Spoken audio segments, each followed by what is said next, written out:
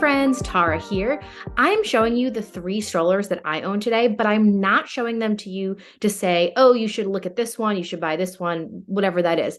What I am showing you is sort of the different kind of, I'm going to call them use cases, but the different scenarios in which I use different strollers. And hopefully, what that does for you is let you decide, okay, I'm not going to be going up and down the stairs all the time, so I'm okay with this bigger stroller or whatever it is. There's so many strollers out there, and there's no best stroller or worst stroller. It really is, what do you need, and does this stroller fit that criteria? So I'm going to show you the 3 that I have and how I use them, and hopefully that helps you make decisions about what stroller is best for you. So let's get into it.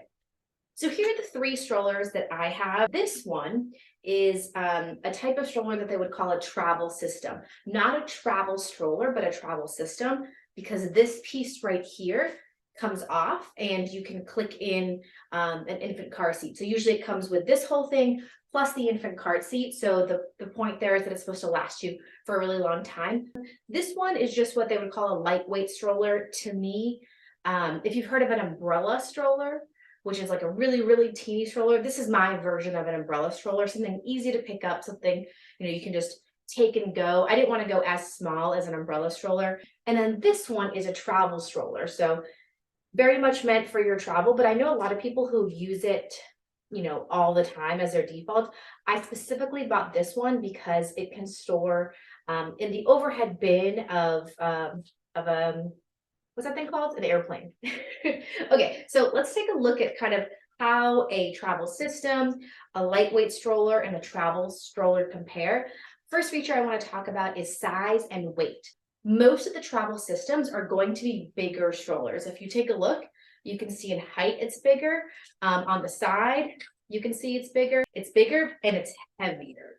It being heavy and it being large means it has kind of a luxurious push, right? It's very feels really smooth. There's not like a lot of, it has like shock absorption. So this was, to me, really great for when my daughter was like just younger and I just didn't want her kind of like jostling around. Say these are both like under 15 pounds or 15 or under 15 pounds. This one with this piece here is like 27 pounds. So the size is definitely something to consider. It's something to consider depending on, again, how you're using it. So if you're going in and out of the car a lot and you don't mind lifting something heavy to put in the trunk, or you have lots of room in your trunk, then yeah, like go for the bigger one. That's great, right? You get a lot of other features with it. If you have a small car or you use public transportation a lot, or maybe you just have back issues, you can't lift a heavy stroller, then you want to go with something that's lightweight, or even use a travel stroller on your day-to-day. Something to consider with these different strollers is actually not just really the size of it, but the width of it. So one of the reasons I've not been bringing this out with me as much is it's quite wide. Specifically, you can see here, the 2 wheels in the back make it wide. And I always found myself getting stuck in doorways, like stuck moving around an aisle or something like that. So I just felt kind of like a bull in a china shop with this larger stroller. And these aren't that much more narrow, but it's just enough to make it easier to ting, ting, ting, kind of go around the store and things like that. I set the strollers up this way just so you can see a little bit more in terms of the width and size of the different strollers. This one, the travel stroller, is looking smaller right now because it's just like laying a little further back. It is smaller for sure, but not significantly smaller than this. But you can see that one is definitely of a large stroller. So the travel system stroller is quite large. Another feature about strollers that you want to consider when you're purchasing is storage. How much storage do you actually need? To me, it depends, again, back on that use case. How are you using it? With this bigger stroller, you can see that there's a really big, I'm turn it around here for you. There's a really big basket there. I actually used to go to the grocery store and I would just take this. I wouldn't take a cart. She'd be here and I'd be putting all the groceries there. So this has a lot of storage. It serves well for that. Most of the travel systems are going to have pretty decent storage. Here is my lightweight stroller. And I'm going to be honest with you, for a lightweight stroller, it has like a pretty decent storage. A lot of lightweight strollers aren't going to have that much storage. So just kind of like tamper your expectations there. Again, I use this instead of an umbrella stroller. So an umbrella stroller usually doesn't have any storage. So to me, everything's a bonus. Here's our bigger diaper bag. It's actually pretty heavy. And I was really surprised. Like it fits there and there's room in the back. At this point, we don't usually use this bigger diaper bag unless we're traveling, but just something to keep in mind. I'm pretty impressed with the storage on that. On our travel stroller, there really isn't that much storage, but enough that you can put a small diaper bag. Our large one doesn't fit, so we had to have a different one for here. But here's the thing, if you are using a small diaper bag or you plan to just wear it on your back all the time, then this is gonna work for you perfectly fine. One of the big things I want you to think about when you're trying to decide what stroller you're going to use is really how are you transporting it? Really, there's kind of two situations. Sometimes if you use a lot of public transportation, then often you're carrying it, especially up and down stairs.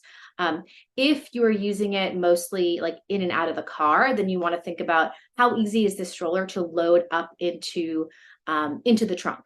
So when loading into the trunk, obviously the size, the weight matter, but even I would say how well the stroller stays together. If it's like opening a lot on you while you're trying to load it, that can be something that is not great to think or great to have when you're trying to load up in your stroller. So I'm going to show you exactly how these look when you're carrying them, and then when you're trying to load them into the trunk, just to help you make decisions on what you think is going to work for you. Something that's advertised a lot when a stroller has it is a one-handed fold, which can be great. And it honestly looks really cool when you're doing it. However, if you're using it for the car a lot, you might not actually need the one-handed fold. A lot of times, I put my daughter into her car seat, I fold up the stroller and I stick it in the trunk. So I don't need to have the one-handed fold. Whereas if you're going upstairs a lot, you're on the subway or something, then yeah, most definitely, because you got kid in one hand and then you're folding with the other. But again, how are you going to be using the stroller? Do you actually need the one-handed fold to be able to do that? So I'm going to show you how I'm going to fold down these 3 different strollers. All right, so the first stroller that I'm going to fold down is my travel stroller. What is really cool is that it folds down so small. It fits in the overhead bin of an airplane. So that is really cool. It does take a little bit of work to figure out how to do it. And it's definitely a one-handed fold. I don't know if I could definitely say it's a one-handed open. It's just a little bit finicky for that. One thing you want to note is that this stroller does not stand up by itself, which I found really inconvenient for when I was traveling. Having it being able to stand is a huge thing when I'm trying to like board a plane, or even when we're at a restaurant and I want it to be able to stand next to me on the table, not on the table, but next to the table or something.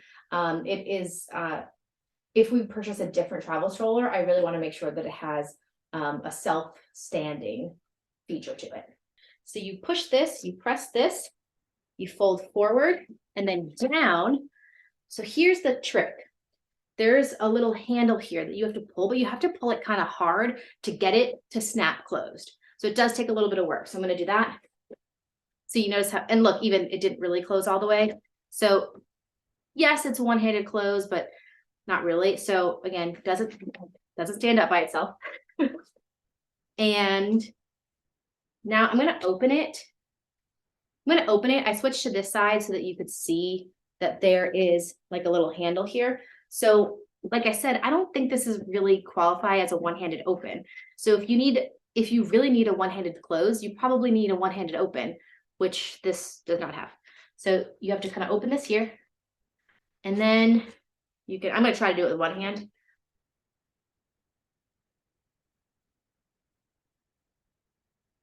Okay, see, difficult to do with one hand. With 2 hands, it's really not too bad. So actually, I'm going to close it and open it with 2 hands because, just so you're able to see it. So,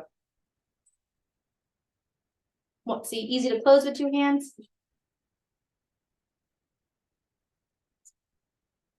And pretty easy to open with 2 hands as well. So here is the travel stroller all folded up. As you can see, it's definitely easy to carry. So if you're on public transportation, that's great. It's pretty easy actually even to load up into the trunk because it is so small, but it doesn't self-stand. So sometimes that can be difficult if you need it to stand while you're loading other things into the trunk or something. So here's my lightweight Century stroller. And I would say this one actually works pretty well, whether you're like kind of traveling in public transportation or you're loading it into a car. I think it works well both ways.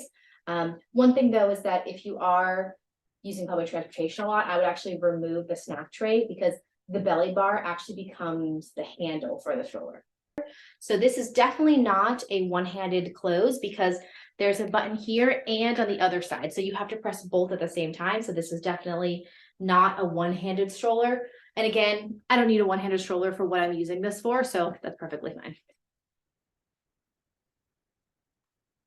Yeah. And I would say it does a pretty good job at self-standing. And then the open, again, is pretty easy. So let's say I've just taken it out of the car, boom. There's a little piece here that you have to unhook. So you unhook, then you lift here. So it's pretty good. I like that. So if I'm on public transit, I can just like lift it like this. It's definitely bigger than the travel stroller for sure. So it might be a little bulky depending on what you're doing. If I didn't have the snack tray here, I think it might be a little bit easier to carry, but super lightweight. And if I'm putting it into my trunk, stands up, I can grab these and boom, load it right into the trunk like that. Here is my travel system stroller that I'm going to go ahead and fold up for you right now. So the first thing you do is you fold this piece. And then, let me show you. There is a hand piece right here. So you grab here, you lift up, and it folds. But as you can see, sometimes it will want to stand up and sometimes it won't. So it doesn't always stand up by itself. The opening, I would say, is actually quite easy. So you put it here, and then you just grab the handle and lift. So it opens up beautifully. There we go. Very easy to open up. If you're using this with a car seat that clicks in, there is an extra piece here, but it's super lightweight. And I would say that this stroller it was great for when we were doing that because it folds a lot better. It's a lot lighter. Same thing, you grab this piece and it folds in. Usually it's more graceful than that. And you can see it's more likely to stand up by itself when it's just that piece there, and it's a ton lighter. And same thing, opens up really beautifully for that. So I will say the travel system, I think, served us better when we had the infant car seat that we were using. For loading into the car, even with the toddler piece, I actually still think it's kind of difficult because it's heavy and this doesn't stay together very well. So you have to be really deliberate about where you grab it. The next feature I want to talk about is something I didn't know that I needed until, my daughter got a little bit older and I started understanding her preferences, which you might not know at this point, but it's good to know if maybe your stroller has options. So it's the belly bar. So that's the bar right here up in front because mine likes to sit up and kind of like hold it and like look out and do all that. So these two have the belly bars, right? This one does not, and there's no option to add it. Some strollers they don't come with a belly bar, but there's an option to add it. Sometimes they're pricey, just something to keep in mind. So to me, that belly bar is one of the reasons why we don't end up using this one that much anymore, because she doesn't really like sitting in it because she's always kind of like tilted back and can't enjoy the scenery. Another feature that has caused me to move away from this larger stroller is that there's no like official snack tray that goes with it. The snack tray is super convenient. So this one has a snack tray that can pop off, which is nice. But if we go, like sometimes we stop at Starbucks, right? And I'll give her some egg bites rather than having to like pull over the high chair and load her into the high chair and do all that. I can just put it right here, right? And then it's like a built-in seat, so there's not as much switching over with that. So the snack tray is something for me has actually been super convenient and one of the reasons why I end up taking this with me more places. Here's a feature that sounds like it's not all that important, but actually makes my life so much more convenient, is having a cup holder. I'm serious, you gotta have a cup holder. Even if you don't plan to be walking around with a drink, you can throw your phone in there, your keys, whatever it is. But this stroller did not have a cup holder, and I found it just really inconvenient. So I do recommend looking for whatever stroller you have to look for one that has a cup holder. Okay, one small piece that I didn't realize that I needed out of a stroller, and you may or may not need, but I want to tell you about it so that you know you can make an informed decision. It has to do with the way that it locks. If you have a lock like this, that it requires you to push down to lock it and then up to unlock it, you can see it's kind of hard because it's pushing on the top of my foot and it actually really hurts. This one has, so I push it down to lock and then forward to unlock. If you wear sandals a lot, if you're in a warm climate like myself, then that might be a feature that you really need from your stroller. So I just went through the 3 different strollers that I own and how I use them for the different use cases in my life. But the call to action here isn't specifically buy this one or don't buy this one, but rather before you start looking into, okay, what stroller is the best stroller, think about what are my needs? How am I going to be using this? What features are going to make my life with this stroller easier, better? And then go out and find a stroller that matches that criteria. Think about what you need and then go ahead and find the stroller that's right for you, because that's how you're going to find the best stroller that there is. Thanks, y'all.